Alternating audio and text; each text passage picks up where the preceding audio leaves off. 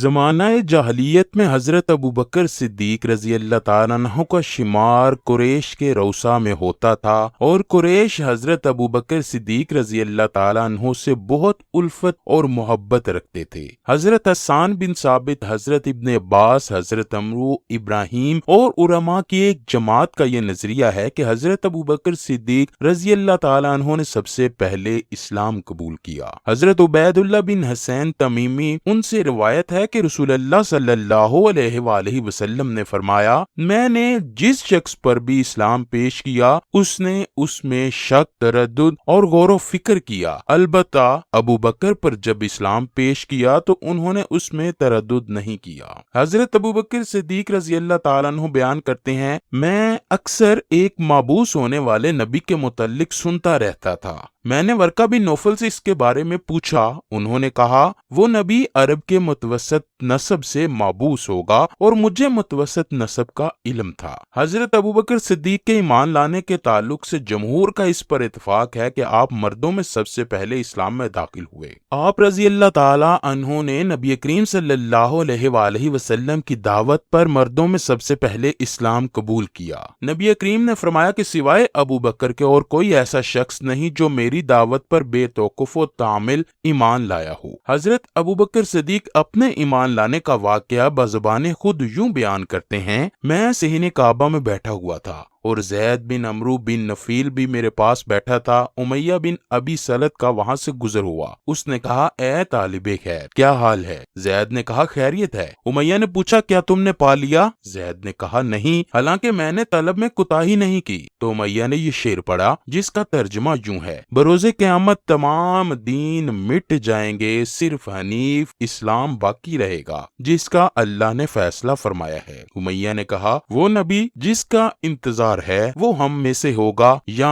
تم میں سے ہوگا یا اہل فلسطین سے۔ حضرت ابوبکر صدیق رضی اللہ تعالیٰ عنہ کہتے ہیں کہ اس سے پہلے میں نے یہ نہیں سنا تھا کہ کسی نبی کا انتظار ہو رہا ہے یا وہ مابعوث ہوں گے۔ یہ سن کر میں ورقہ بن نوفل کے پاس گیا جو کتب آسمانی کے زبردست عالم تھے۔ میں نے ان کے سامنے پوری بات بیان کی۔ ورقہ نے کہا ہاں بھتیجے، اس بات پر اہل کتاب اور علماء متفق ہیں کہ وہ نبی جس کا انتظار ہے وہ عرب کے بہترین نسب میں ہوگا۔ میں نسب سے واقف ہوں، تمہاری قوم عرب کے بہترین خاندان میں سے ہے۔ میں نے کہا چچا وہ کس بات کی تعلیم دیں گے؟ جو اللہ کا حکم ہوگا اسی کی تعلیم دیں گے اور ظلم کی بات نہیں کریں گے۔ حضرت ابوبکر صدیق فرماتے ہیں کہ جب نبی کریم مابعوث ہوئے تو میں ان پر ایمان لایا اور ان کی تصدیق کی۔ آغاز وحی کے زمانے میں حضرت ابوبکر سلسلہ تجارت کی غرض سے مکہ سے باہر گئے ہوئے تھے۔ وہاں قیام کے دوران ایک رات آپ نے خواب دیکھا کہ چاند اور سورج آسمان سے نیچے اتر آئے ہیں اور آپ کی گود میں داخل ہو گئے۔ حضرت ابوبکر صدیق نے ایک ہاتھ سے چاند اور ایک ہاتھ سے سورج کو پکڑ کر اپنے سینے سے لگا لیا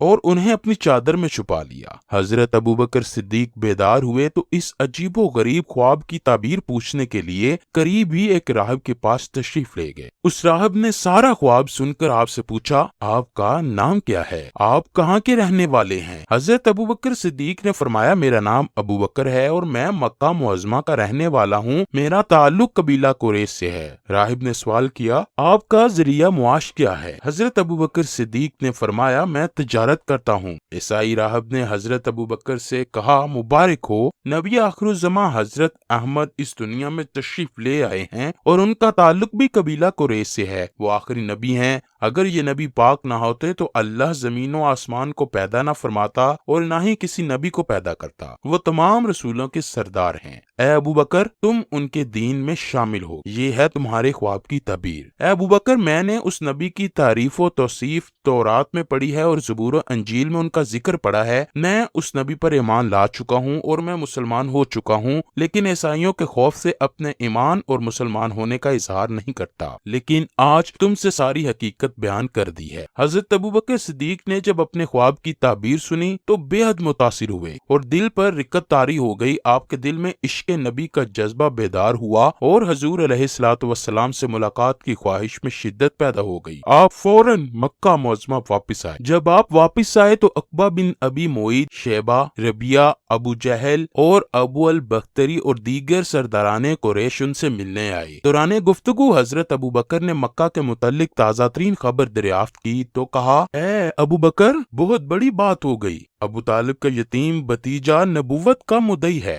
اس کے انسداد کے لیے ہم تمہاری آمد کے منتظر تھے۔ یہ سن کر حضرت ابو بکر صدیق کے دل میں نبی کریم سے ملاقات کرنے کا اشتیاق پیدا ہوا۔ انہیں خوش اسلوبی کے ساتھ رخصت کیا اور بذات خود بارگاہ رسول میں حاضر ہوئے، بعثت کے متعلق سوال کیا اور اسی مجلس میں داخل اسلام ہوئے۔ رسول کریم صلی اللہ علیہ وآلہ وسلم نے فرمایا، جس کے سامنے بھی میں نے اسلام پیش کیا اس نے اپنے اندر ایک طرح کا تردد محسوس کیا، مگر جب ابو بکر کو اسلام کی دعوت دی تو اس نے بلا جھجک قبول کر لیا۔